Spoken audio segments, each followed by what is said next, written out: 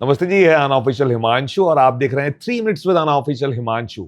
3 minutes हम इसको इसलिए बोलते हैं क्योंकि एक रील जो है वो मैक्सिमम 3 मिनट तक जा सकती है, लेकिन ये बहुत लंबा शो होने वाला है और ये बहुत इंपॉर्टेंट होने वाला है आज का एपिसोड आप सब लोगों के लिए।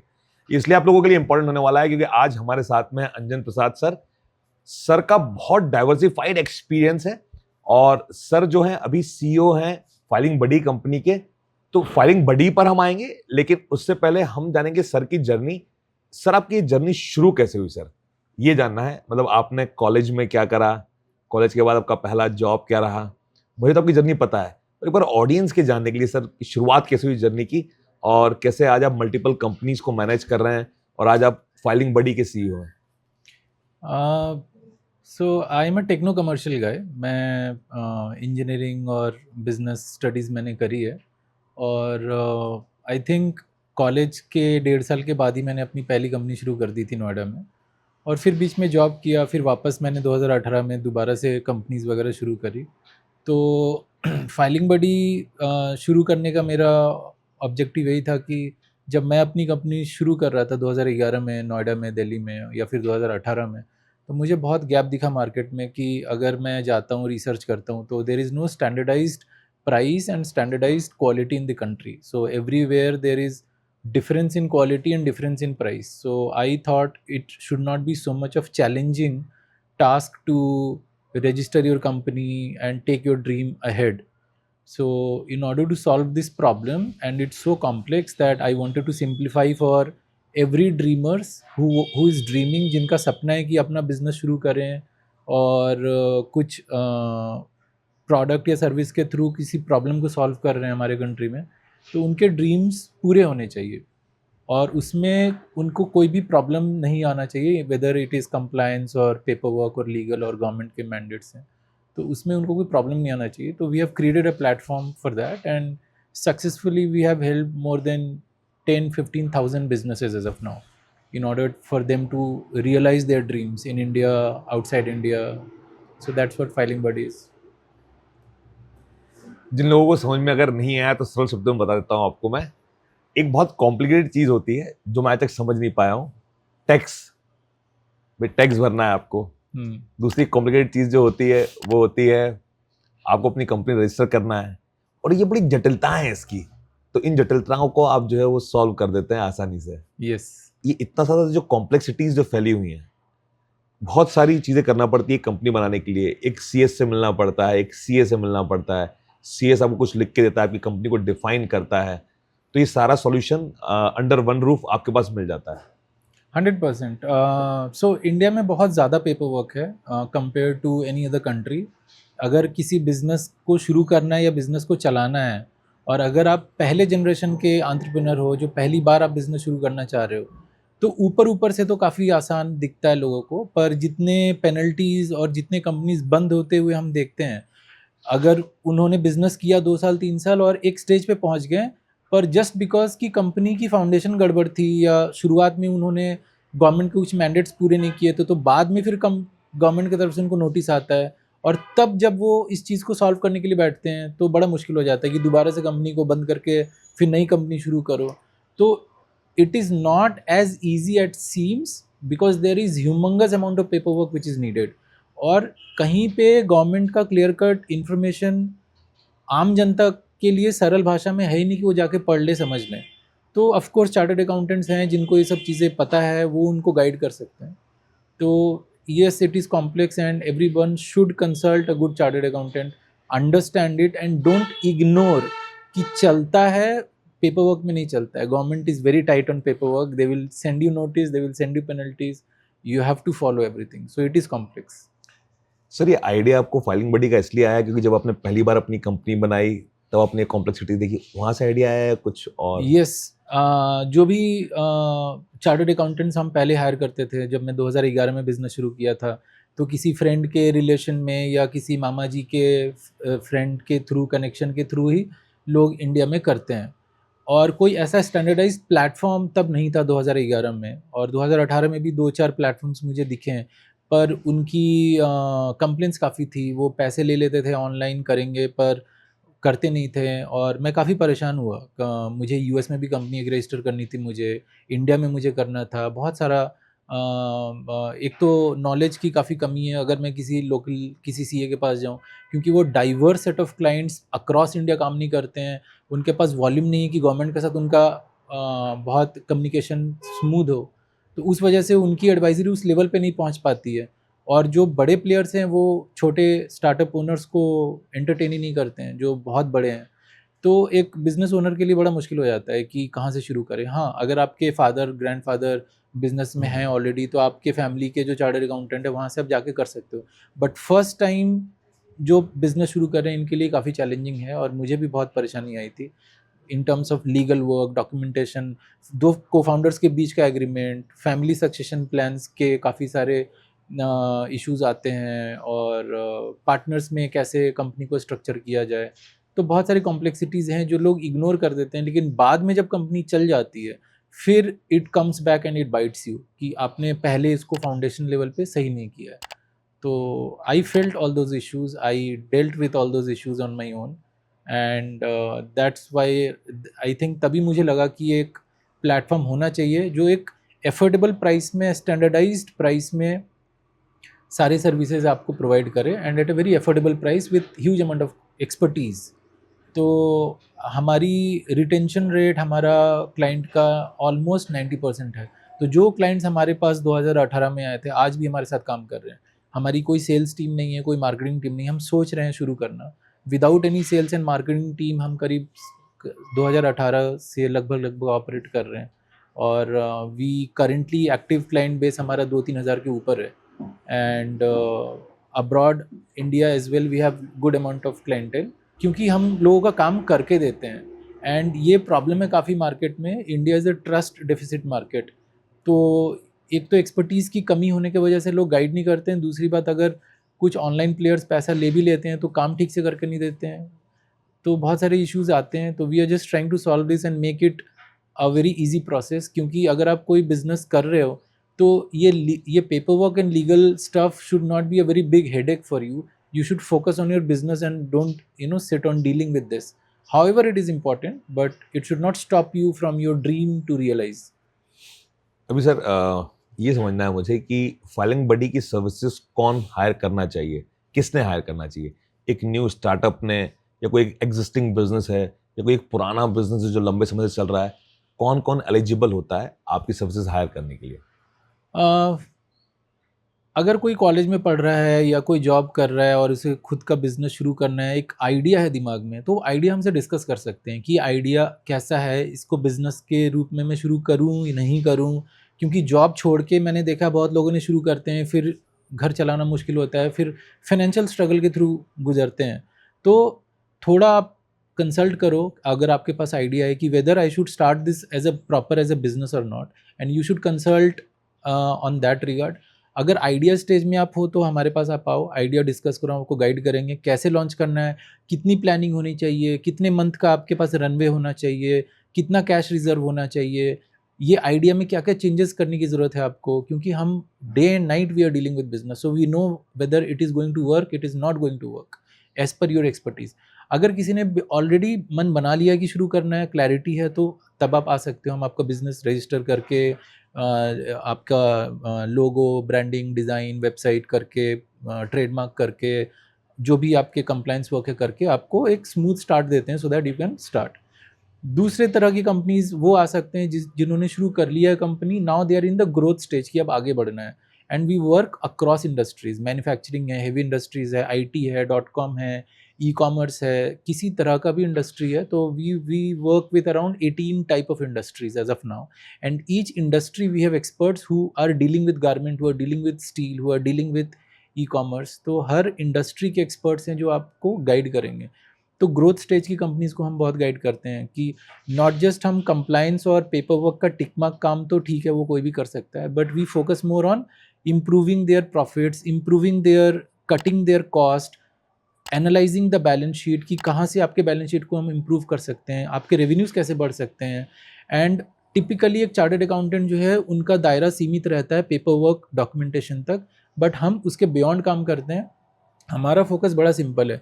अगर आप टी शर्ट बना रहे हो तो आप टी शर्ट बनाने में ध्यान दो, आपका finance, legal, compliance work with government, tech, marketing सब हम करेंगे। अच्छा। तो जो पेरिफेरल सर्विसेज हैं वो हम टेक केयर करेंगे, बट आपका प्रोडक्ट अच्छा होना चाहिए, प्रोडक्ट में ध्यान दो, आप अपनी सर्विस पे ध्यान दो, उसको सेल कैसे करना है, उसका पेपर वर्क क्या करना है वो हम टेक केयर करेंगे, तो उसका आपको टेंशन नहीं लेना है।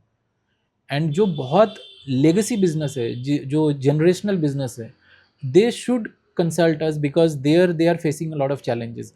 न्यू जनरेशन जो है वो बिजनेस में आना नहीं चाहते हैं, उनके पेरेंटल बिजनेसेस में वो इंक्लूड नहीं कर रहे हैं, उनको खुद का करना है, फैमिली सक्सेशन प्लान डिसाइडेड नहीं है, क्लैरिटी नहीं है between family businesses, within family there are lot of structuring issues which they should consult. चूंकि वो 50 साल, 60 साल, 70 साल से ऑलरेडी बिजनेस में है, या 20 साल से 30 साल से बिजनेसेस में है, अब वो सैचुरेशन पे आ गए हैं। अब उनको समझ में नहीं आ रहा है कि अब हम 100 करोड़ से 200 करोड़ पे कैसे जाएं, या 50 करोड़ से हम 400 करोड़ पे कैसे जाएं, उनको समझ में नहीं आ रहा है। So there we have some set of large companies in India, family owned businesses, where we are consulting them and telling them कि कौन से मार्केट में आपके प्रोडक्ट की डिमांड है, आपके एक्सपोर्ट्स के रास्ते कहाँ खुल सकते हैं, किस कंट्री में एंटर करना है, कैसे एंटर करना है, पेपर वर्क क्या होगा, गो टू मार्केट स्ट्रैटेजी क्या होगी, प्राइसिंग क्या होगा, and we act as a partner in their business and we help them launch their product in the new market and we do this end to end.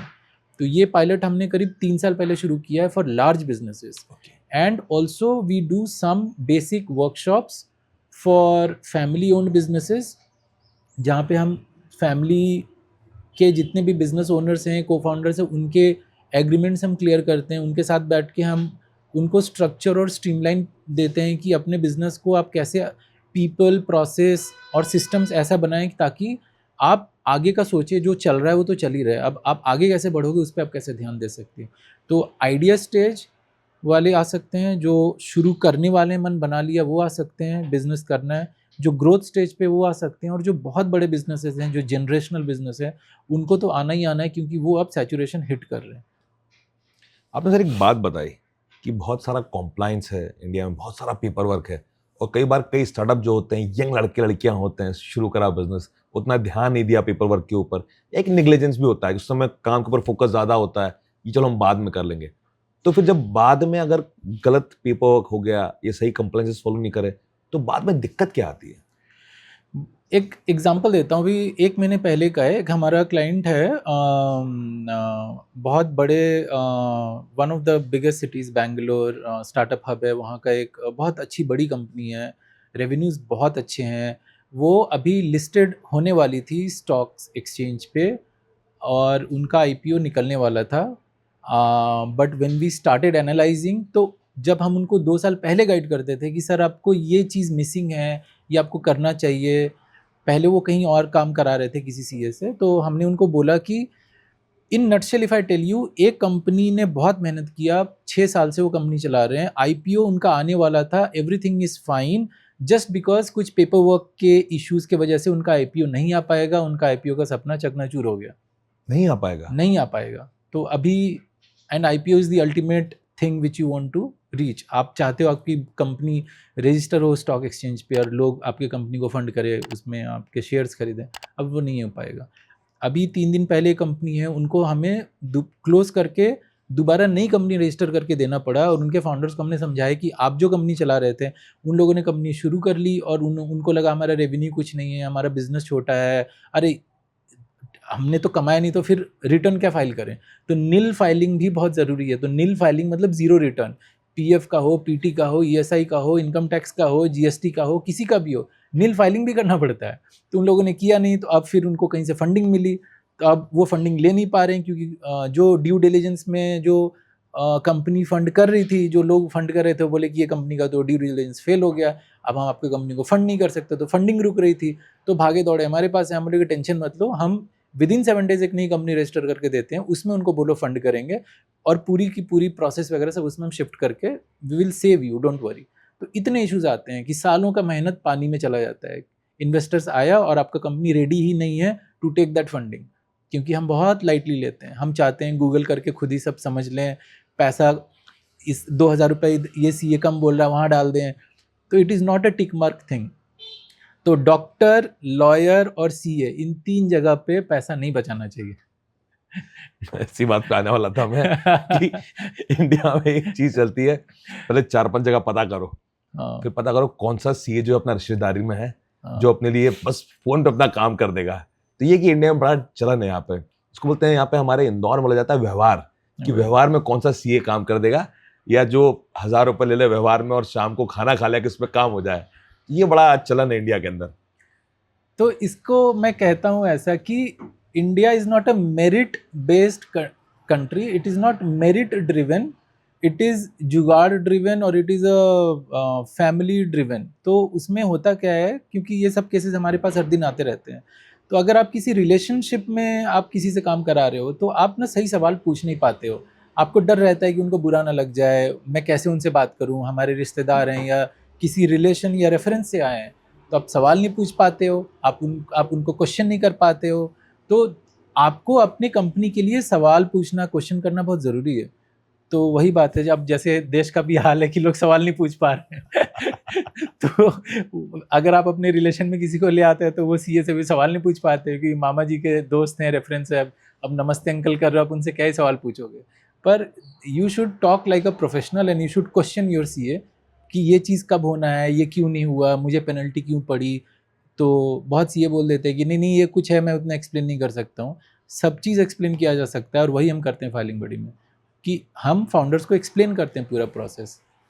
तो ये है, merit देख के काम कराना चाहिए और फेयर प्ले करना चाहिए, मार्केट में क्या अवेलेबल है, मेरे बिजनेस के लिए मैं क्या बेस्ट लेके आ सकूं मार्केट में, इसी पैसे में मैं क्या बेस्ट लेके आ सकूं।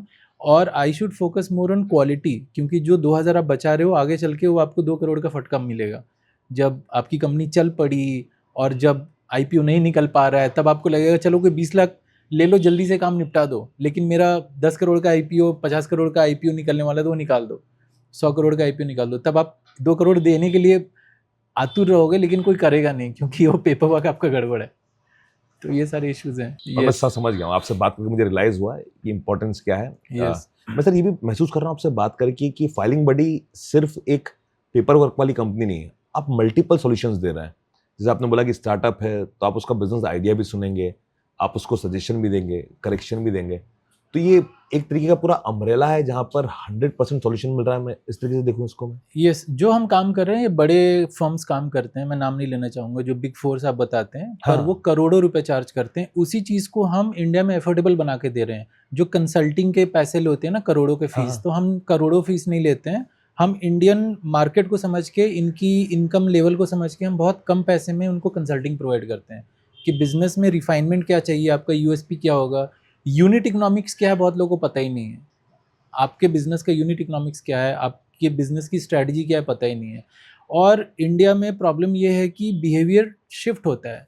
जो normal day in day out का बिहेवियर है हमारा, कि अगर मुझे सर्दी ज़ुकाम हुआ है तो डीआईवाई चलता है कि मैं खुद ही ये सब दवाई, तो यहाँ लोग खुद ही आरएक्स कर देते हैं कि कौन सा खाना है दवाई। तो बिजनेस में भी वो आरएक्स करते हैं रिकमेंडेशन कि मेरे को ये चीज़ करना है। इंस्टेड आपको कंसल्टेंट से पूछना चाहिए कि मेरे को क्या करना है। तो it is high time that India should start paying respect and start considering the value of time of consultants, doctors, lawyers and give them the right kind of respect and money they deserve. अब doctors की नई problem है कि लोग Google पे जाके पढ़ते हैं, उनसे जाके लड़ते रहते हैं कि ये दवाई खाऊं नहीं खाऊं, अच्छा इसमें तो ऐसा है उसमें तो वैसा है।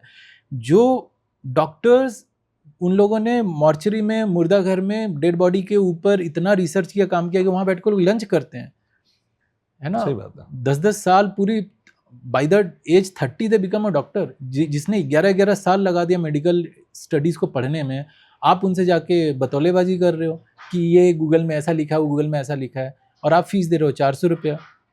अगर आप बाल कटाने जाते हो बैंगलोर और मुंबई जैसे ढंग के जगह पे किसी अच्छे चेन ऑफ हेयर ड्रेसर्स से, तो आप 1200, 1400, 1800 रुपये देते हो बाल कटाने के। तो आधे घंटे का अपॉइंटमेंट फीस आप 1500 देते हो डॉक्टर को, 1500 बाल कटाने के देते हो, और डॉक्टर को देते हो 300 रुपये। तो ये बताता है कि प्रायोरिटी कहाँ है और हम कितना रिस्पेक्ट देते हैं। तो ये चीज़ हर जगह पर अप्लाई होती है, हमारे यहाँ पे भी अप्लाई होती है कि खुद ही डिसाइड कर लेते हैं मुझे प्राइवेट लिमिटेड करना है कि एलएलपी करना है कि प्रोप्राइटर करना है, क्योंकि मैंने गूगल पे पढ़ लिया, चैटजीपीटी पे पढ़ लिया है, मुझे प्रोप्राइटर बना के दे दो, मुझे एलएलपी दे दो, मुझे प्राइवेट लिमिटेड दे दो। मुझे सर तो ये चार्टर्ड अकाउंटेंट्स और ये क्या बेवकूफ़ है, इतने सालों से पढ़ाई कर रहे हैं, बैठ के प्रैक्टिस कर रहे हैं। तो लोगों को थोड़ा समझना पड़ेगा, थोड़ा स्पेस देना पड़ेगा कि जो एक्सपर्ट है वो एक्सपर्ट है, आप रातों रात गूगल में पढ़ के एक्सपर्ट नहीं हो सकते। सर मेरा क्या है कि वो जो चेन ऑफ क्वेश्चन जो था ना अगला मैं इसी में आ रहा हूँ, जब आपने बात बोल दी आपने, इसलिए मुझे हंसी आ गई थोड़ी सी। कंपनी सर ये 3 टाइप की या 4 टाइप की कंपनी होती है, जो मेरी समझ थोड़ी बहुत जो मेरी समझ है। एक होता है प्राइवेट लिमिटेड होता है कंपनी, एक एलएलपी होता है, एक प्रोप्राइटर होता है, हाँ और एक शायद जो कंपनी होता है नॉर्मल, जो आप गुमाश्ता लेकर के नगर निगम से और एक कंपनी शुरू कर देते हो पैन कार्ड के उस पर कंपनी चलाते हो। तो इसमें एक ऑडियंस की समझ के लिए भी और मेरी समझ थोड़ी सी विकसित हो जाएगी, इसमें फर्क क्या होता है सर? अगर आपको बहुत ऐसे तो बहुत तरह के टाइप ऑफ, आपने जितना बोला इससे भी ज़्यादा हैं, और तो there are different ways to register a company, और कंपनी का फॉर्मेट्स बहुत कुछ हो सकता है, structuring it's a very complex, it is not that simple. तो जो ऊपर के 4-5 जो आपको भी पता है उतना ही मैं आपको बताता हूँ, क्योंकि केस टू केस समझ के हमें रिकमेंड करना पड़ेगा, हम सबका तो नहीं कर सकते, otherwise it will become a 5 hour podcast. तो private limited is where you need a funding, आपको पता है कि मेरी बिजनेस सॉलिड है, प्रोडक्ट मार्केट फिट आ गया है, लोग खरीद रहे हैं और I am competitive, I am able to do it, then you go for a private limited, जहाँ पे आपको लगता है कि आगे चल के इसमें मल्टीपल पार्टनर्स होंगे, यहाँ पे फंडिंग आने वाली है, और प्राइवेट लिमिटेड की फ्लेक्सिबिलिटी काफ़ी रहती है, बहुत लोग उसको रिकग्नाइज करते हैं, उनका ड्यू डिलिजेंस भी बहुत इजी होता है करना, बाद में स्ट्रक्चर काफ़ी इजी टू ऑपरेट होता है। हाँ ऑफ कोर्स कंप्लायंसेस उसमें बढ़ जाते हैं, पर it is good for people who want to scale, who want to take funding and all that. आपका लाइफस्टाइल बिजनेस है, आप छोटा मोटा कुछ चला रहे हो तो प्रोप्राइटरशिप कर लो until you hit a threshold, then फिर जीएसटी लो, वो क्रॉस हो गया तो फिर आप उसको बाद में कन्वर्ट कर सकते हो प्राइवेट लिमिटेड में। अच्छा हाँ, तो आप प्रोप्राइटर से शुरू करो, बाद में आप प्राइवेट लिमिटेड बना लो, फिर और ग्रो करेगा तो फंडिंग ले लो, फिर और फंडिंग भी बहुत तरह की होती है। तो ऐसा नहीं कि आपको अपना इक्विटी लूज़ करके, इक्विटी मतलब अगर 100% कंपनी आपकी है तो आप 10% किसी को दोगे और उसके बदले में वो आपको 20 रुपये देगा एज अ फंडिंग, तो इक्विटी बोलते हैं उसको, इक्विटी फंडिंग हो गई। तो अभी तक शार्क टैंक वगैरह से लोगों को समझ में आ गया है कि हाँ इक्विटी फंडिंग मिलती है, पर वो एकदम से सही तरीका भी नहीं है, क्योंकि आपको बहुत प्रेशर में ऑपरेट करना पड़ता है, वीसी फंडिंग, एंजल फंडिंग, बहुत तरह के फंडिंग्स अवेलेबल हैं। तो हम लोगों को ये भी गाइड करते हैं कि फंडिंग बहुत तरह की होती है, ये सिर्फ ऐसा नहीं कि आप इक्विटी फंडिंग ले सकते हो। तो डेट फंडिंग है, गवर्नमेंट के ग्रांट्स हैं, गवर्नमेंट की तरफ से बहुत सारे स्कीम्स हैं, लोन्स हैं, और आपकी इनवॉइस फाइनेंसिंग भी हो जाती है। तो there are huge many ways how you can finance your business. तो it is not just a straightforward thing कि आप 300 जगह पे पिच करोगे और किसी इन्वेस्टर ने अग्री किया तो फंडिंग मिलेगी तो ही आपकी गाड़ी बढ़ेगी, ऐसा कुछ नहीं है। बिज़नेस आपका है, आपको अपने बिज़नेस को आगे लेके जाना है। अगर इन्वेस्टर पैसा नहीं दे रहा है तो कोई दिक्कत नहीं है, there are other ways also to get money and continue your journey, continue your dream, जिसके लिए आपने बिज़नेस शुरू किया था। फाइलिंग बड़ी इस एस्पेक्ट में भी हेल्प करता है, अगर फंडिंग किसी को रेज करना हो तो वहां पर भी हेल्प करता है। हाँ, हम कॉमन मीटिंग अरेंज नहीं कराते हैं, लेकिन हम उनको गाइड करते हैं कि किस तरह की फंडिंग से अभी आपके बिजनेस का काम चल जाएगा, सो that you don't go and knock the wrong doors. आप गलत दरवाजे को जाके ना खटखटा दो, तो हम आपको गाइड करते हैं कि इस तरह की फंडिंग से भी और इतने अमाउंट के फंडिंग से भी आपका बिजनेस अगले 2 साल तक ऑपरेट हो जाएगा, और प्लानिंग हम आपको करके दे देते हैं। और हम उनको एक बेसिक रोड मैप भी दे देते हैं कि इस तरह के एंटिटीज़ हैं जहाँ आप जाके रीच आउट कर सकते हो, हम उनको नाम वाम भी बता देते हैं। आपको बस जाकर उनको मिलना होता है, बात करना होता है, और अगर आपको उनको पसंद आता है तो आपको देते हैं। इक्विटी फंडिंग में भी हम हेल्प करते हैं, वेयर अगर किसी बिज़नेस का प्रोडक्ट मार्केट फिट आ गया, ग्रोइंग स्टेज पे है और उनको स्केल करने के लिए पैसा चाहिए, तो हम पहले उनके साथ बैठ के उनके बिज़नेस को रिफ़ाइन करते हैं, उनका यूएसपी क्या है, उनका प्रोडक्ट का प्राइसिंग सही है कि नहीं है, उनके 5 ईयर फाइनेंशियल प्रोजेक्शन बना के देते हैं, उनका वैल्यूएशन करके देते हैं। क्योंकि जब आप किसी इन्वेस्टर के साथ मिलने जाते हो तो सीधा पूछता है कि आपकी कंपनी की वैल्यूएशन कितनी है। वैल्यूएशन तो कोई भी बोल सकता है कि मेरी कंपनी की वैल्यूएशन 100 करोड़ है, कोई बोलेगा 10 करोड़ है, कोई बोलेगा 1 करोड़ है, और सबका अपना अपना कैलकुलेशन है। No one is right and no one is wrong. तो गवर्नमेंट रजिस्टर्ड वैल्यूअर होता है जो वैल्यू करेगा आपकी कंपनी की, तो वो हम करके देते हैं। तो आपको हम फंडिंग रेडी बना देते हैं। तो जब आप इन्वेस्टर के पास जाते हो तो आपको 4 क्वेश्चन ऐसे पूछेगा कि आप वहीं पे फ्लैट हो जाओगे। तो we prepare you so that you can face the investors and your probability of getting the funding is very very high after we work with you for 3 to 4 months time. तो हम आपको तैयार करते हैं कि बिजनेस को आप refine करो, यूएसपी डिफाइन करो, आपकी प्रपोजिशन डिफाइन करो, यूनिट इकोनॉमिक्स निकालो, फाइनेंशियल प्रोजेक्शंस बनाओ in different different scenarios, with funding, without funding, आपके करंट कैश फ्लो से कैसे आप जनरेट करने वाले हो, मार्केट का डायनेमिक्स क्या है, आपका वैलिडेशन क्या है प्रोडक्ट का, आपकी वैल्यूएशन भी करा के देते हैं, पिच डेक भी बना के देते हैं उनको, and then we give them the list of investors, whether it is debt or equity or other kind of funding or government grants which they can apply directly, where we don't come in between and we don't take any commission, nothing. So we give them the direction, we give them the list, you go and talk to them, and if anybody funds you, फिर आप वापस आओ, हम पूरा paper work आपको करके देंगे। Sir एक आपने चीज बोली वैल्यूएशन, Yes. एक बड़ा मजेदार शब्द है ये। जब से वो शार्क टैंक आया तो इंडिया में लोगों को समझ में तो आ गया कि वैल्यूएशन एक चीज होती है, पर मैंने कई बार ऑब्जर्व करा ये, किसी को भी मतलब हर किसी का एक अपना आइडिया वैल्यूएशन के अराउंड। कोई बोलता है कि आपकी जो सेल है उसका 5 times कर दो, वो आपको वैल्यूएशन होता है। कोई बोलता है कि नहीं नहीं ऐसा नहीं साहब, वो आपने जितना साल भर में बिजनेस करा उसका मल्टीप्लाइड बाय 10 कर दो, आपका वैल्यूएशन हो जाता है। तो वैल्यूएशन का सर मतलब एग्जैक्ट फॉर्मूला क्या है? एग्जैक्ट नहीं तो उसके अराउंड फॉर्मूला क्या है? टेक्निकली तो अलग अलग तरीके से वैल्यूएशन किया जाता है। तो फर्क इसलिए आता है क्योंकि एक एजम्पशन लोग लेते हैं, एजम्पशंस जैसे जैसे चेंज होते हैं आपका वैल्यूएशन वैसे वैसे चेंज होता है। तो एजम्पशन लोग लेते हैं कि मेरा जो फ्यूचर सेल्स है ऐसा दिखने वाला है, चूंकि ये ऐसा दिखने वाला है तो मेरा फ्यूचर में जाकर बिजनेस की वैल्यू इतनी होने वाली है, तो उसकी फिर प्रेजेंट वैल्यू निकालते हैं बैक ट्रैक करके कि मेरी प्रेजेंट वैल्यू इतनी हो गई, क्योंकि मेरा बिजनेस ऐसे 10% से ग्रो कर रहा है, 5 साल में यहाँ पहुँचेगा, तो प्रेजेंट वैल्यू इतनी है। तो डिस्काउंटेड कैश फ्लो हो गया, जो मेजोरिटी लोग यूज़ करते हैं, DCF बोलते हैं उसको। तो डिस्काउंटेड कैश फ्लो से लोग निकालते हैं with some discounts and margins, तो वो चेंज होता रहता है। तो कोई इन्वेस्टर वो अग्री करता है, कोई अग्री नहीं करता है। तो अगर रजिस्टर्ड वैल्यूअर से अगर आप कराते हो, गवर्नमेंट रजिस्टर्ड वैल्यूअर, तो वो ज़्यादा एक्सेप्टेड है मार्केट में और वहाँ पे डिस्प्यूट्स या कन्फ्यूजन्स नहीं आते हैं।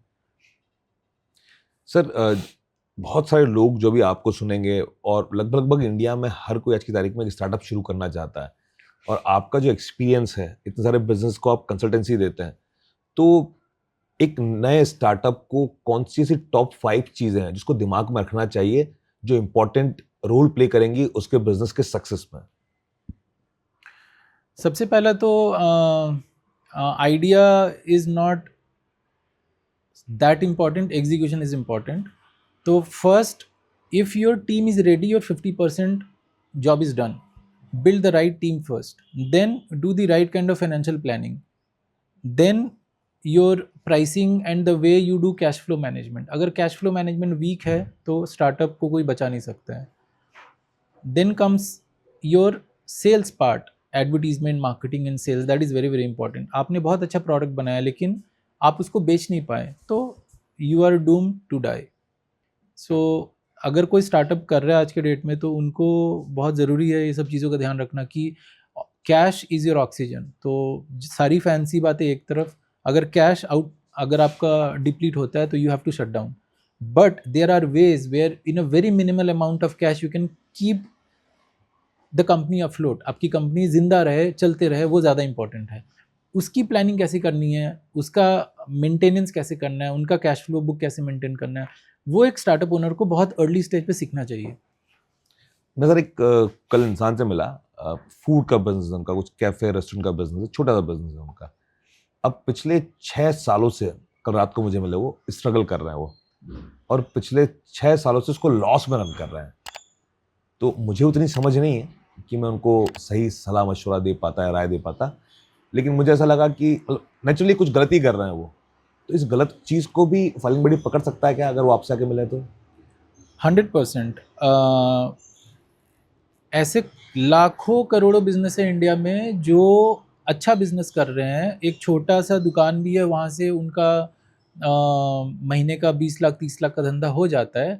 लेकिन होता क्या है कि उन्होंने बस एक CA हायर कर रखा है जो उनकी GST कर देते हैं और साल का रिटर्न फाइल कर देते हैं। उनसे आगे बढ़ के उनको चाहिए कि मैं कंसल्ट करूं, एक बिजनेस कंसल्टेंट से मिलूं जो मेरे को गाइड करे। भले आप पान बेच रहे हो, समोसा बेच रहे हो, अब कल के डेट में कोई यूएस की कंपनी आ जाएगी, वो पान का एक मैगडी जैसा चेन बना देंगे, फिर आप देखते रह जाओगे, अरे पान तो हम सालों से खा रहे थे और पान तो गली गली मिलता था, ये चेन बन गया, अरे ये 1000 करोड़ का बिजनेस बन गया, अरे फिर मेरे बाप दादा ने पान बेचा है, अरे हमने क्यों नहीं किया, अरे ये तो गाड़ी छूट गई, ये मिस हो गया अपॉर्चुनिटी। तो क्योंकि वो कंसल्ट करके प्रॉपर तरीके से चीज़ों को करते हैं, तो प्रोडक्ट तो आपका अच्छा है, पान आप अच्छा बना रहे हो, लेकिन उसको स्ट्रक्चर वे में कैसे करोगे, पान की कॉस्टिंग क्या है किसी को नहीं पता है अपना। तो मेनली वो अकाउंटिंग और कॉस्टिंग ठीक से नहीं कर पाते हैं, और हर किसी का वो विजन भी नहीं हो पाता है। तो अगर आप किसी कंसल्टेंट से मिलते हो तो काफ़ी समय ऐसा होता है कि कंसल्टेंट आपको एक विजन भी दे के चला जाता है कि चूंकि आप इस तरह के धंधे से जुड़े हो, तो आपका विजन होना क्या चाहिए, क्या क्या पॉसिबिलिटीज़ है, कम से कम वो कुछ डोर्स ओपन करके छोड़ देता है। And that is what is $1 billion thing. अगर आपको एक विजन देता है कि यार आप दुबई में ऐसे ऐसे सेटअप होता है, 9 लाख रुपए में आपका वहाँ सेटअप हो जाएगा, सारी चीज़ें हो जाएगी, आप वहाँ पे शुरू करो तो वहाँ पे ये हो सकता है, क्या, why not, why Indian businesses should not go out and set up their businesses outside India, why in India they can not standardise the product quality and distribution and also scale. तो जो मिठाई की दुकान है या जो cafe owner हैं, उनको थोड़ा सा समय निकाल के आधा घंटा देना पड़ेगा किसी कंसल्टेंट के साथ बैठ के, इंस्टेड वही 4 दोस्तों के साथ बैठ के जो बचपन के दोस्त यार हैं वो आपको इमोशनल सपोर्ट देंगे, लेकिन वो आपको बिजनेस सपोर्ट नहीं दे पाएंगे। बात सही है सर, उसको रियलाइज कर रहा हूँ उसको एक्चुअली। ये बहुत गहरी बात बोली आपने, तो मैं ऐसा मन में सोच रहा था कि हाँ बात तो बिल्कुल सही है, क्योंकि दोस्तों को आपके पर्सनल लाइफ के बारे में पता है, आपको वो कंसोल कर सकते हैं, आपको सांत्वना दे सकते हैं, लेकिन आपके बिजनेस को वो समझते बिल्कुल भी नहीं है। तो उसके अराउंड वो बोलेंगे कि भाई तू कर लेगा, उनको बात होती है भाई तू कर लेगा, भाई तू कर लेगा। तो ये एक बड़ा चैलेंज है सर। जो एक मिड स्टेज की जो बिजनेस होते हैं, आपने बताया स्टार्टअप क्या चैलेंज फेस करता है, एक जो मिड स्टेज पर एक बिजनेस है जो कि 50 करोड़ या 100 करोड़ रुपए का बिजनेस कर रहा है और वो अपने आप को नेक्स्ट लेवल पर लेकर के जाना चाहता है, तो कॉमन ऐसी क्या मिस्टेक्स करता है या क्या चीजें हैं वो जो नहीं समझ पाता, जिसके कारण अपने बिजनेस को वो अगले लेवल पर लेकर के नहीं जा पाता है? इंडिया में जितने बिजनेसेस हैं, अब फॉर एग्जांपल मैं स्वीडन का एग्जांपल दूंगा, हमारी बात हो रही थी, मैंने आपको बताया पहले कितना छोटा सा देश है स्वीडन, शायद एक शहर के बराबर होगा। उसने वॉल्वो दिया, आईकिया दिया, दुनिया भर के बड़े बड़ी कंपनीज वहाँ से निकल रहे हैं, और हमारा इतना बड़ा देश क्या कर रहा है? प्रॉब्लम क्या है यहाँ पे, कॉस्ट को सेव करने में 80% लोग अपना टाइम, एफर्ट, मनी डाल देते हैं। बिजनेस ओनर सुबह सुबह ऑफिस जाते हैं, उनके फादर का बिजनेस है, खुद का बिजनेस है, 20 साल 30 साल 50 साल से धंधा चल रहा है, उनका 80% फोकस ये रहता है कि मैं कॉस्ट कैसे बचा लूँ।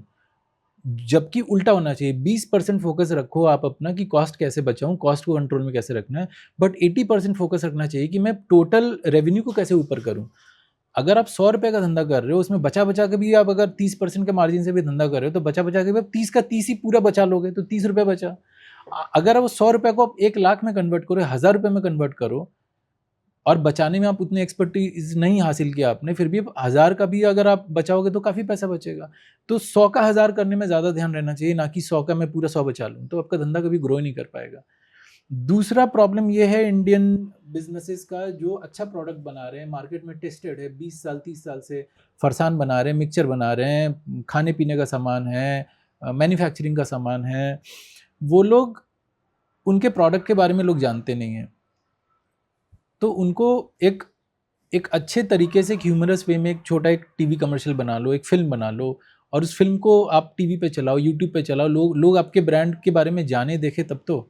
आप यहाँ पे इंदौर में बैठ के बिजनेस कर रहे हो और आपका सेट है कि मैं रिटेल डिस्ट्रीब्यूशन में डाल देता हूँ, लेकिन एक फिल्म बना के अगर आप पूरे देश भर में चलाते हो, तो आपके प्रोडक्ट की डिमांड इतनी आएगी हर रिटेल कॉर्नर से कि आप एक्सपैंड करते करते थक जाओगे। तो एक वहाँ पे भी मुझे लगता है कि लोग वहाँ पे भी सेल्फ मेडिकेशन करते हैं कि मैं खुद ही, मुझे पता है मार्केटिंग में क्या करना है, और किसी को हायर कर लेती कि तुम ये करो क्योंकि मैं बोल रहा हूँ ये करना है, क्योंकि मुझे तो पता है मार्केटिंग क्या होता है। तो इंडिया में एक्चुअली बीमारी ये है कि सबको सब कुछ पता है, लोगों को डॉक्टरी भी पता है, लोगों को सब कुछ पता है, मार्केटिंग भी पता है, बिजनेस कैसे करना है वो भी पता है, तो लोग एक्सेप्ट ही नहीं करते कि मुझे कुछ सीखना है और किसी को वो तवज्जो दें जो एक्सपर्ट है, जो जिसने सालों लगा दिया, 10 साल 20 साल उस सेक्टर में डाल दिया, उस एक्सपर्टीज़ में डाल दिया, उनको वो मैं इज्जत दूँ, उनको मैं वो समय दूँ और उनसे कुछ चीज़ सीखूँ, तो वो हो नहीं पाता है। इसीलिए वो 50 करोड़ के 50 करोड़ पे बैठे हैं, चाहें तो with in few years they can hit 100 crore 500 crore. तो सही कंसल्टेंट्स मिलते नहीं हैं और they decide on their own कि करना क्या है. तो they should focus on marketing, they should focus on creating films in a very light way. They should communicate their idea, not a very complex way. तो जैसे फेविकॉल का मैं बता रहा था आपको, ये सब क्या है, बहुत it's not a very great product. गोंद ही तो है, गोंद बेच रहा है, पर गोंद को इस तरह से बेचा कि सब जानते हैं फेविकॉल. क्या बात है. मार्केटिंग की सर बात आई तो एक ट्रेडिशनल वे ऑफ मार्केटिंग था, पैम्पलेट्स बांटना, न्यूज़पेपर में छपवा दिया, होर्डिंग पे लगवा दिया, एक ट्रेडिशनल वे था मार्केटिंग का. अभी एक नया वे भी आया है मार्केटिंग का, जिसके अंदर जैसे आपने बताया कि कमर्शियल्स हो गए, सोशल मीडिया हो गया, डिजिटल मार्केट हो गया, डिजिटल मार्केटिंग करवाना हो गया, एसईओ रन करना हो गया. तो इम्पैक्ट का कितना डिफरेंस है? क्योंकि मैं भी कई बार जब यहाँ लोगों से बात करता हूँ तो लोग बोलते हैं कि नहीं, हमने न्यूज़पेपर में दे दिया वो बहुत है.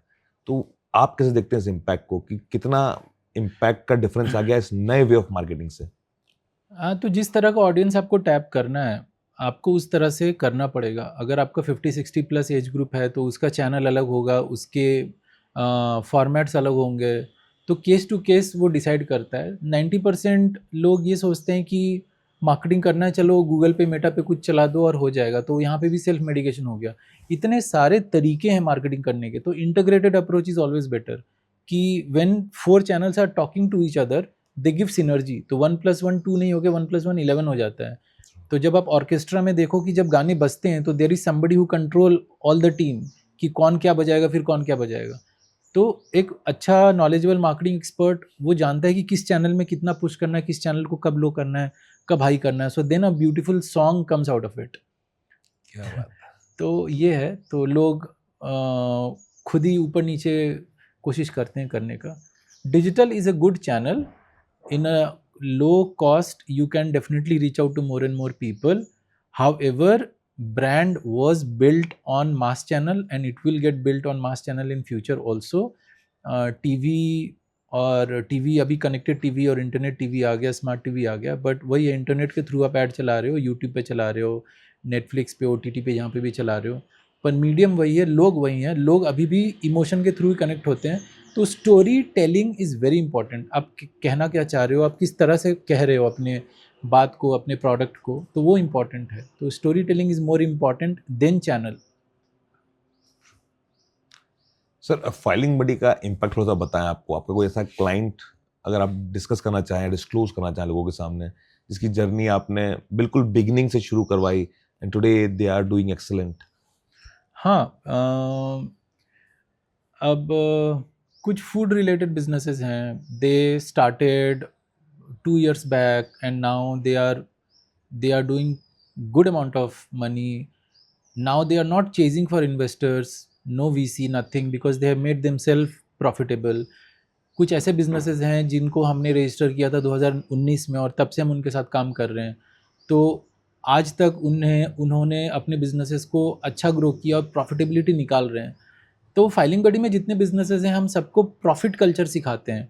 हमारा एक फ्रेमवर्क है जिसके थ्रू हम प्रॉफिट कल्चर बताते हैं कि अपने बिजनेस को प्रॉफिटेबल कैसे बनाना है, रैदर देन आप सिर्फ इन्वेस्टर के ऊपर रिलाई करो. तो ऐसे बहुत सारे एग्जांपल्स हमें दिखते हैं जहाँ पे रेवेन्यूज़ उनके कंसिस्टेंटली ग्रो हुए हैं. काफ़ी सारे बिजनेसेस ऐसे हमें मिले जहाँ पे हमने उनका सैलरी कंपोनेंट बहुत हाई था. जब हम उनकी एनुअल अकाउंटिंग करते हैं या क्लोजर्स करते हैं तो हम उनको बताते हैं थोड़ा कि आपका इस पोर्शन में काफ़ी ज़्यादा जा रहा है, सो आप ऐसा यहाँ पे क्या कर रहे हैं. अगर वहाँ पे HRMS टूल लगाना है या कुछ टूल्स इम्प्लीमेंट करके ये कॉस्ट सेव करना है, हमारा काम है बताने का. हम उनको बताते हैं, अगर वो इंटरेस्ट दिखाते हैं तो फिर इम्प्लीमेंट भी करते हैं. कुछ टेक्नोलॉजी प्रोडक्ट इम्प्लीमेंट करके किसी पर्टिकुलर काम को हम कितना ऑटोमेट कर दें ताकि वो कॉस्ट रिड्यूस हो जाए, ताकि आपकी प्रॉफिटेबिलिटी जो नीचे बन के आ रही है वो बढ़ जाए. सर, अभी ये भी देखने में आता है रिसेंटली कि कुछ बहुत बड़े बिजनेस जो कई सालों से परफॉर्म कर रहे थे, अच्छा परफॉर्म कर रहे थे, पर फिर एकदम से जब कोई कंसल्टेंसी को कंसल्ट करते हैं, और मैं नाम नहीं लेना चाहता हूँ, कुछ बड़े प्लेयर्स जो हैं, बड़े दिग्गज जो हैं, और जब उसके बाद में जब किसी फर्म ने जब उनको चेक करा, उनका ऑडिट करा, तब उनको उनकी हकीकत बताई कि सर आप जो है वो कहीं ख्वाबों में जी रहे हैं, आपकी सच्चाई जो है शीट पर या पेपर पर जो सच्चाई वो है वो ये है. तो ऐसा कुछ आपने भी एक्सपीरियंस करा है, ऐसा किसी क्लाइंट के साथ में हुआ कुछ आपके? लोग तो इंटेंशनली करते हैं, अपने बुक्स को फैब्रिकेट करते हैं टू शो हाई वैल्यूएशन, और फिर उसमें पब्लिक का पैसा डूबता भी है और वो पब्लिक लिस्टिंग की तरफ बढ़ते हैं, फिर फैब्रिकेटेड बुक्स प्रेजेंट करते हैं और बड़े बड़े कंपनीज इन्वॉल्व हैं ऑडिटिंग में, तो पता नहीं वो लोग क्या देख रहे हैं, वो तो इंटेंशनल हो गया। अनइंटेंशनली बहुत सारे फाउंडर्स के साथ भी ये हो जाता है जहाँ पे उनके जो ऑडिट फर्म्स हैं वो उनसे सवाल नहीं पूछते हैं। तो बायर को क्या लगता है कि मैंने आपको हायर किया है, how can you question me so tough, you should not ask tough questions to me, but since I am your auditor I will ask tough questions so that you are safe, you are sound and you are compliant. तो लोग डरते हैं कि हमारा business loose ना हो जाए, हम ऑडिटर हैं आपके लेकिन हम टफ क्वेश्चंस नहीं पूछेंगे कि हमारा बिजनेस ना लूज हो जाए, तो बहुत सारी चीज़ें नज़रअंदाज भी कर देते हैं लोग कि ठीक है सर आप ऐसे मैनेज कर लो, बट हम उनको बताते हैं कि ये है और अगर ये लंबा चला तो फिर ये इशू आ सकता है फ्यूचर में, अगर आप फंड रेज की तरफ जाते हो या कंपनी को और ग्रो करोगे तो this is a point where it will hit you back, you know, so take care of it. तो हम टफ क्वेश्चंस पूछते हैं और उनको बताते हैं कि ऐसे ये प्रैक्टिस सही नहीं है, आप इसको करेक्ट करो, ये अकाउंटिंग का तरीका गलत है। तो हम अपने लेवल पे काफ़ी चीज़ें कर पा रहे हैं, जितना हमारा रीच है, जितने क्लाइंट्स के साथ हम काम कर रहे हैं उनको हम एडुकेट काफ़ी करते हैं। हमारा अभी मंथली वेबिनार शुरू हो रहा है जिसमें लोग आके नॉलेज सेशंस अटेंड कर सकते हैं फ्री ऑफ कॉस्ट। हम बहुत सारे न्यूज़लेटर्स ईमेल्स के थ्रू गवर्नमेंट के जो भी अमेंडमेंट्स होते हैं, जो भी रूल्स एंड चेंजेस होते हैं वो हम सब ईमेल पे भेजते रहते हैं। हम Q&A सेशंस अरेंज करते हैं अपने ऐसे क्लाइंट्स के लिए जिनका रेवेन्यूज़ अच्छे लेवल पे है। फिर वन ऑन वन मीटिंग्स हमारी अरेंज होती हैं जो कंपनीज बहुत highly they are gear towards high pace of growth, उनका ग्रोथ काफ़ी फास्ट है तो उनके साथ वन ऑन वन मीटिंग भी अरेंज होता है और उनको हम कंसल्ट करते हैं। Those things are not in our scope of work but still we consult businesses, we help them grow. Sir Filing Buddy ने इंदौर को क्यों चुना, एक लोकेशन जहाँ से फाइलिंग बडी स्टार्ट हुआ? इंदौर में अच्छा टैलेंट है और I think it is one of the central part of the country where you can commute to most of the places. Of course the infrastructure, the cleanliness, the supply of talent is good. हमारा plan है कि हम 300 से 500 लोगों की team अभी expand करें इंदौर में इन द नेक्स्ट 5 years। और and I think decongestion of major cities is our target. तो हम जहाँ पे भी जा रहे हैं मेजर सिटीज़ में हमारा फोकस कम है। We have a very small office in major cities, but जितने टियर 2 और टियर 3 सिटीज़ है वहाँ हमारे बड़े ऑफिसेज खुलने वाले हैं। तो one thing is that we want to decongest megapolitans so that we don't create more unhappy lives there. And Indore has a lot of potential, has a lot of talent. We are always hiring freshers for internships, people who have done MBA, BBA, chartered accountant articles, or company secretaries who want to do training, internship. We keep hiring and we are expanding rapidly. Sir ये मतलब आप जवाब दे चुके हैं पर फिर भी पूछ लेता हूँ मैं आदत से मजबूर हूँ। आप 5 साल के बाद फाइलिंग बडी को कहाँ देखते हैं? We want to be the most standardized and the largest player in India. In 5 years, we will be the largest financial service providers for businesses in India at an affordable price. 7 to 9 years, we want to be the largest in Asia level. We are already doing great amount of work in UAE, where there is expansion in the coming years. So in 7 to 10 years, we want to be at a very reputed stage in South Asian and Asian region. And of course, in the next 15 years, we will be competing with the big fours. Amazing. Vision sir आपका हमेशा clear रहता है, आप दूर दृष्टि लेके चलते हैं, आप हमेशा दूर का देखते हुए चलते हैं आप।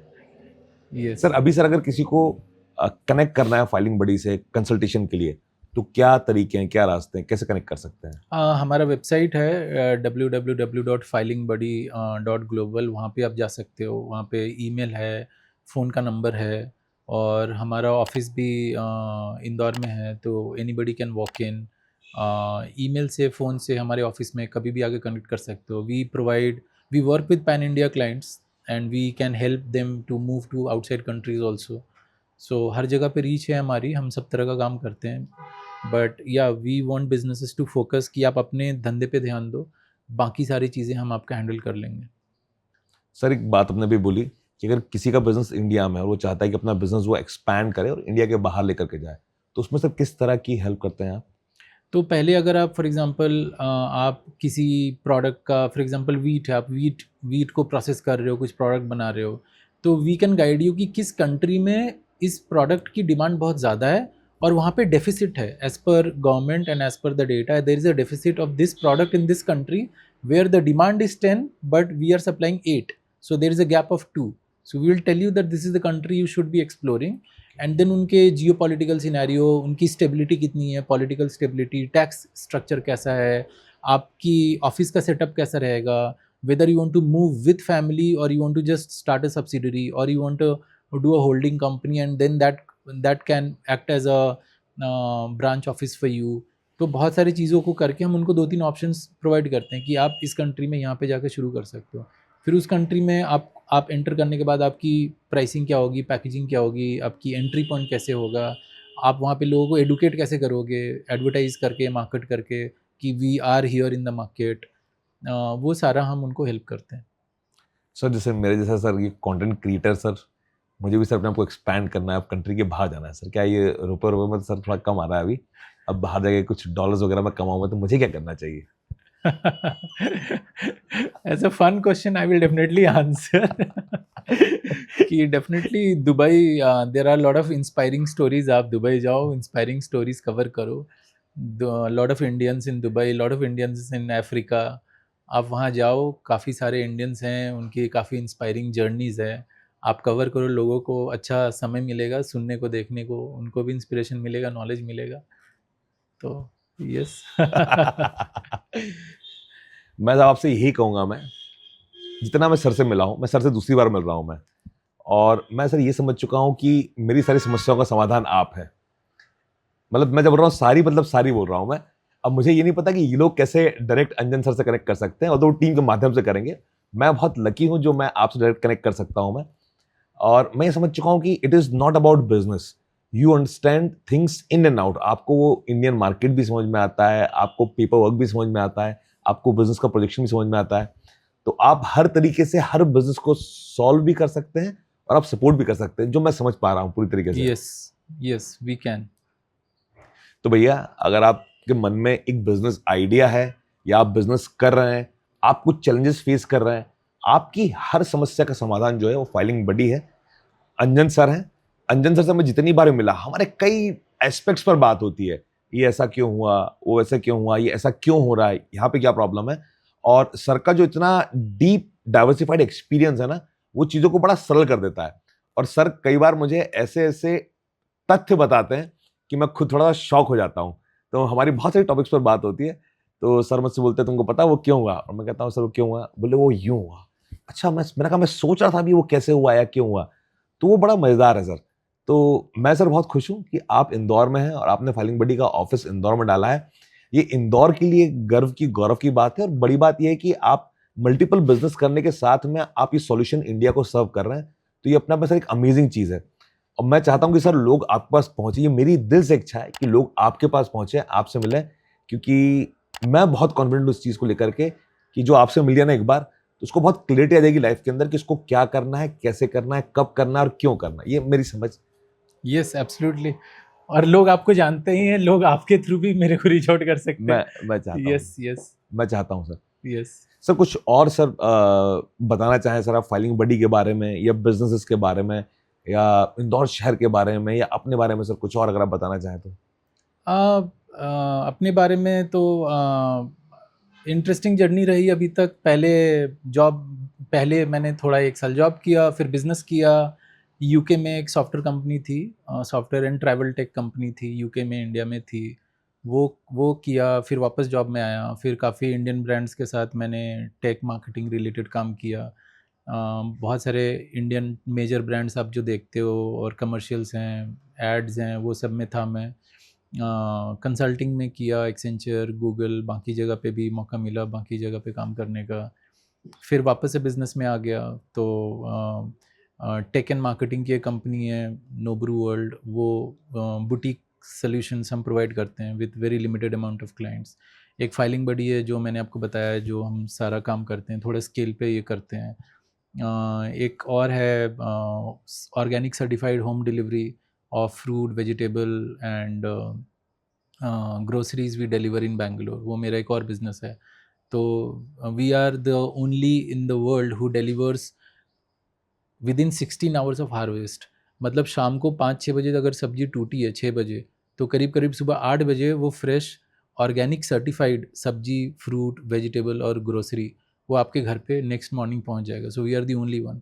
Second, we are the only one in India for sure. Outside also there are, I don't see any people doing it. We have zero storage in terms of cold storage, we don't have any cold storage. तो बैंगलोर में हमारा success हो गया काफ़ी। ये we are profitable business considering we are into perishable and also we are into home delivery, still we are profitable. तो we use zero cold storage. हम 5,000 farmers के साथ काम करते हैं बैंगलोर में, तो एक टेक्नोलॉजी के थ्रू हम उनके साथ जुड़े हैं। तो 4 बजे तक जितने भी ऑर्डर्स आते हैं हमारे पास, वो फार्मर्स के पास जाते हैं। जिस फार्मर के पास जो सब्जी और ग्रोसरी आइटम अवेलेबल है वो हमारे पास 10-11 बजे तक पहुंचा देते हैं। फिर हम ओवरनाइट, पूरी ओवरनाइट उसको वॉशिंग ग्रेडिंग सॉर्टिंग पैकिंग करके 5 बजे हम शिप कर देते हैं और आपके घर पहुंच जाता है। तो this is also one of the major issue which I am trying to solve, कि food is filled with lot of chemicals. So anything which is good for the country, which I am trying to do, whether it is helping, because I feel कि government will become obsolete in future. जितने भी country के problem है सारे entrepreneurs and business owners he solve करने वाले हैं। Education business owner solve कर रहे हैं, air quality food we are fixing, ambulance कोई फिक्स कर रहा है, इंस्टेड ऑफ गवर्नमेंट के सारे काम बिजनेस ओनर्स कर रहे हैं। तो बहुत ज़्यादा लोगों की ज़रूरत है बिजनेस में आने के लिए, क्योंकि बिजनेस के थ्रू आप करते हो, नॉट चैरिटी। बिजनेस के थ्रू करते हो तो एक बिजनेस मॉडल होता है, वो सस्टेनेबल होता है और वो पहिया घूमता रहता है। So it is not dependent on some funding और सम डोनेशन और सम दान। It becomes financially viable, so it keeps continuing. तो ज़्यादा से ज़्यादा लोग अगर बिजनेस में आएँ और हमारे देश की जो प्रॉब्लम्स उनको सॉल्व करें by creating a business model, then only we can create a better country. Otherwise you cannot just keep sitting and waiting for the government to come and fix your problem, because intention किसी भी government का नहीं है, पहले भी नहीं था और अभी भी मुझे दिखता नहीं है वो इंटेंशन कि वो सच में लोगों के लिए सोचते हैं और प्रॉब्लम सॉल्व करते हैं। अब पानी का प्रॉब्लम है या जो भी प्रॉब्लम आप देख रहे हो, तो उसमें भी प्राइवेट प्लेयर्स को आना पड़ेगा और उनको ये प्रॉब्लम सॉल्व करना पड़ेगा।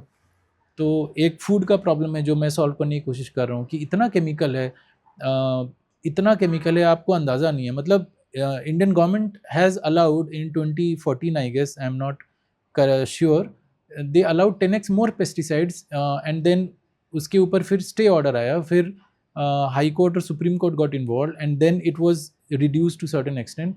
हमारे 450 प्रोडक्ट तो बैन हो गए थे, यूरोपियन यूनियन ने बैन किया था कि ये हम लेंगे नहीं आपके प्रोडक्ट्स, तो इतना घटिया प्रोडक्ट हम खाते हैं।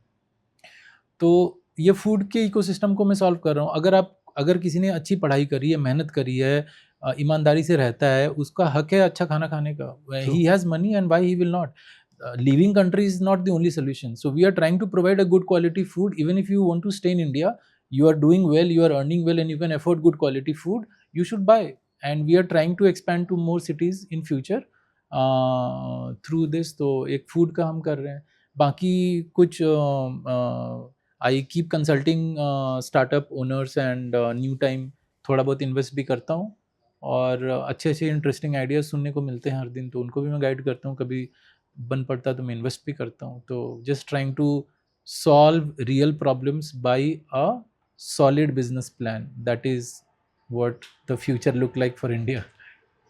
मैं देख रहा हूँ सर कि अंजन सर ने पहले जॉब करा, फिर बिजनेस करा, फिर जॉब करा, फिर वापस से बिजनेस कर रहे हैं। तो बहुत सारा एक्सपीरियंस सर आपको, और आपने अलग अलग फील्ड्स में बहुत सारा काम करा। तो सर अगर आप इतने सारे आपके एक्सपीरियंस को अगर एक लाइन में से समराइज करना हो किसी को समझाने के लिए, तो आप क्या बोलेंगे उसको? Don't crib and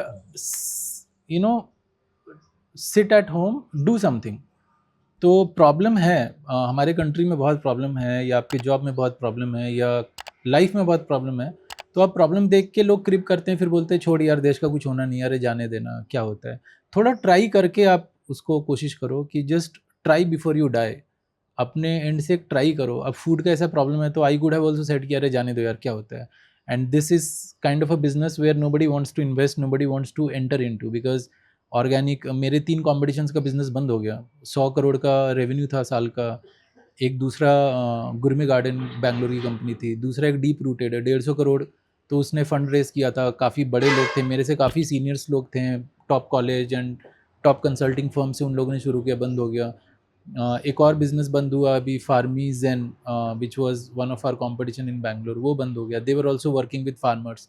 तो लोगों का सपोर्ट भी काफ़ी कम है, लोगों का सपोर्ट भी काफ़ी कम है। हर चीज़ में लोग डाउट करते हैं कि सच में ऑर्गेनिक है कि नहीं है। हम ऑर्गेनिक सर्टिफाइड सर्टिफिकेट भी दे रहे हैं, सब दे रहे हैं। तो जब बात आती है खुद खाने की तो लोग इतना सवाल पूछते हैं। तो थोड़ा सा फार्मर्स को भी सपोर्ट करना चाहिए। तो लोग अपने कुकून में जी रहे हैं, मतलब बस अपने से मतलब है, दूसरे से मतलब नहीं है। तो ये नहीं चलेगा। अगर खाना है तो उगाना पड़ेगा, या उगाने वाले से दोस्ती करनी पड़ेगी। प्रॉब्लम है तो उसको सॉल्व करना पड़ेगा, आपको बिजनेस स्टार्ट करना पड़ेगा, या कुछ आपको एक एक्शन लेना पड़ेगा। अगर आप जॉब में हो तो छोटे छोटे बिजनेसेस से परचेज करो, नॉट जस्ट बिकॉज कि अगर कोई 20 रुपये सस्ता दे रहा हो तो वहाँ चले जाओ, कि एक मेजर प्लेयर रहेगा एक सेक्टर में, बाकी सारे प्लेयर को मार दिया जाएगा। ये हमने देख लिया है पहले। तो please start buying from small businesses, help small startups. अगर आप टी शर्ट खरीद ही रहे हो तो किसी छोटे स्टार्टअप से टी शर्ट खरीदो, उनका धंधा चलेगा, वो एम्प्लॉयमेंट देगा। और अगर कोई 30, 50 या 100 पीपल कंपनी, वो कभी गलत करेंगे नहीं अपने एम्प्लॉयज़ के साथ। वर्सेज अगर आपके पास 3 लाख एम्प्लॉयज़ हैं तो वहाँ क्या होता है आपको पता है, power play. So big is not always good. So support local businesses, small businesses. जो जॉब के लिए भी देखते हैं उनको भी छोटे स्टार्टअप में ज्वाइन करना चाहिए। आपको जो आप छोटे स्टार्टअप में सीखोगे 5 साल में, वो शायद बड़े कॉर्पोरेट में 50 साल लग जाते हैं सीखने के लिए। तो they should also help these startup owners to do something, build something, solve some problem, and not just focus on my CTC and my salary and my job in XYZ city. So the thinking has to change. The thinking has to change. Then only we can save this country and help this country prosper. Otherwise, if we just keep thinking about ourselves, then nothing is going to happen. ये sir मुझे पता नहीं कितना relevant है आपकी हमारी जो बात हो रही है उसमें, लेकिन आप लगभग पूरे देश में बहुत सारे अलग अलग बिजनेसेस को देखते हैं, आप बहुत सारे सिनेरियोज को देखते हैं। तो अगर मैं इस तरीके से पूछूं कि आप इंडिया को कहाँ देखते हैं आज से 10 साल के बाद या 20 साल के बाद? लोगों में पोटेंशियल बहुत ज़्यादा है। दुनिया के best of the best talent India में आपको अवेलेबल हैं, मिलते हैं। लेकिन अगर आप उनको साफ़ हवा, पानी, सड़क नहीं दोगे तो कितना दिन सहेंगे और कब तक रुकेंगे? Everyone has the right to get the right kind of lifestyle for their family. A majority of it depends on the policy makers and of course the politicians. अगर वो सही होंगे तो अगले 10 साल में इंडिया आज जहाँ है वहाँ से आप मान के चलो कि we can compete with the best of the countries in every sector. अभी जो मुझे दिख रहा है, I think startups are doing phenomenal job. They are trying to solve a lot of problems. But the downside is that people are losing hope on this country. They are leaving at a mass numbers. People are leaving the country. Founders are not happy with the kind of support they are getting. It is not easy to do business in India. It is not a DIY country, do it yourself, where you need lot of experts, you need managers and all that. तो but at the same time it is one of the largest market. यहाँ का consumption and demand market बहुत बड़ा है, आप India को ignore भी नहीं कर सकते हो। एंड इंडिया में अगर आप पैदा हुए हो, पले बड़े हो, तो आप इस देश को अच्छा से समझते हो, तो आपको इंडिया में बिजनेस करना चाहिए। At the same time India में बिजनेस करते करते आपको बाहर मार्केट में फोकस करना चाहिए। तो next 10 years I don't see much happening in terms of per capita GDP improving a lot, or in terms of massive change in the way our public infrastructure is. I don't see that happening. But one thing is for sure, that startups, there is a huge revolution going on, and every day people are doing right kind of ideas, they are executing, and there is a huge scope in business. Sir भी अपनी एक बात बोली कि बहुत सारे businessman जो हैं वो ऐसे देख रहे हैं कि बहुत ज़्यादा फेवरेबल कंडीशंस नहीं है, सपोर्ट नहीं है गवर्नमेंट की तरफ से बिजनेस को रन करने के लिए। समझने के लिए, अंडरस्टैंडिंग के लिए कुछ 5-6 ऐसी चीज़ें बताइए ना सर, किस तरीके का सपोर्ट एक बिजनेसमैन एक्सपेक्ट करता है अपनी गवर्नमेंट से इस देश के अंदर? सिंगल विंडो क्लियरेंस होना चाहिए। जो टर्म्स एंड जो रूल्स एंड रेगुलेशंस है उनको सिंप्लीफाई कीजिए ताकि सिंपल आदमी भी पढ़ के समझ सके।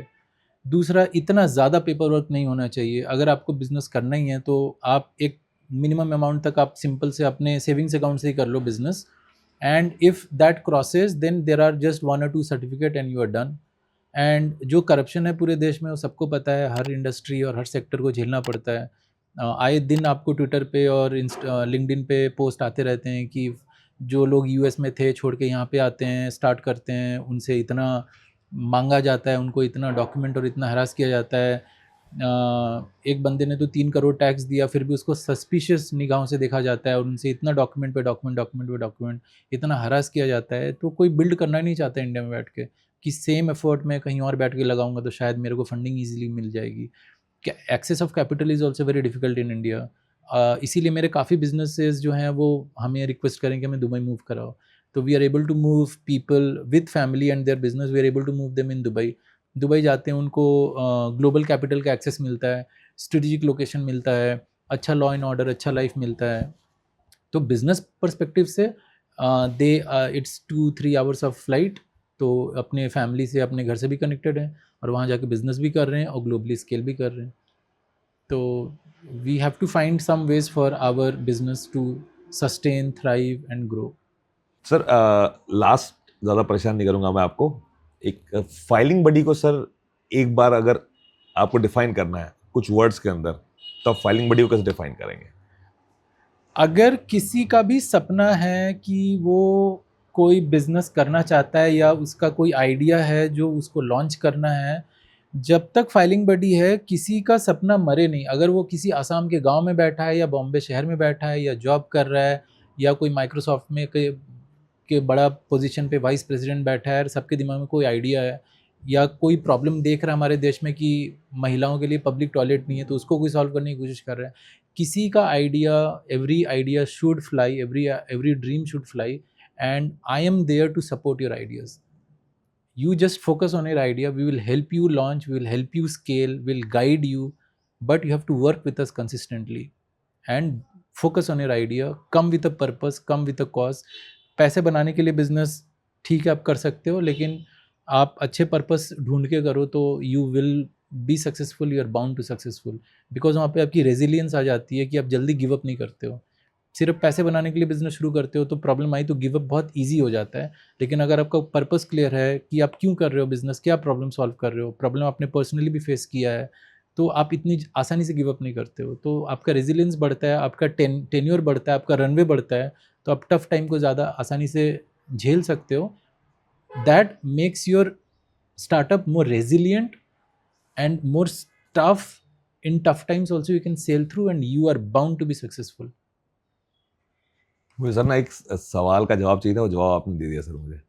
मेरे पास ये शब्दों में जवाब नहीं था, ये जो आपने मुझे अभी दिया है ये इधर अद्भुत अद्भुत था सर। ये भी बहुत ज़्यादा अद्भुत था, ये जवाब जो है ना बहुत सही था ये सर। आगे ने सर मतलब मुझे लगता है हमने Yes. सारे एस्पेक्ट्स कवर करे हमने यस लगभग।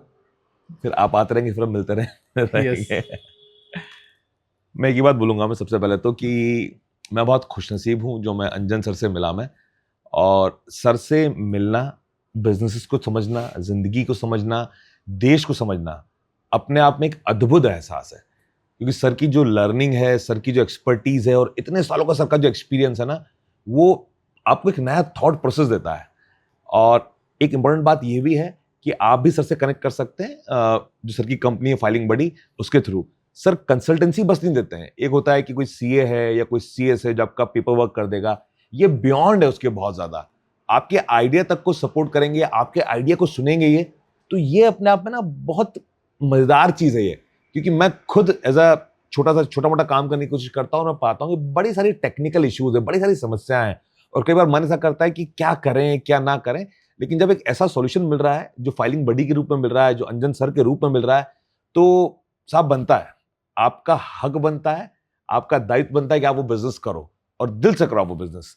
Thank you so much sir, जो आप इतना बढ़िया सॉल्यूशन पूरे इंडिया को दे रहे हैं, इस देश समाज को दे रहे हैं, जहां पे लोगों की जो जो जटिलताएं जो हैं, जो बिजनेसेस की या जो जीवन की जटिलताएं हैं, उनको आप सिंप्लीफाई कर दे रहे हैं उन लोगों के लिए, ताकि लोग बिजनेस पर फोकस करें। तो तो मैं सर आपको तहे दिल से मैं धन्यवाद बोलता हूँ इस पूरे देश की तरफ से, थैंक जो यू आपने सो सर इतना मच। अद्भुत बिजनेस शुरू करा sir. Thank you so much thank you so much. Sir. आगे लूँ आपसे? Yes. Thank you so much. ये अनऑफिशियल हिमांशु, हमारे साथ में Anjan sir, the CEO of Filing Buddy. और बिजनेस अगर आपके मन में है तो एक बार जाके वेबसाइट ओपन करिए और कंसल्टेंसी ले लीजिए सर से। ट्रस्ट मी, आपको बहुत फायदा होगा। Bye bye. जय हिंद, जय भारत।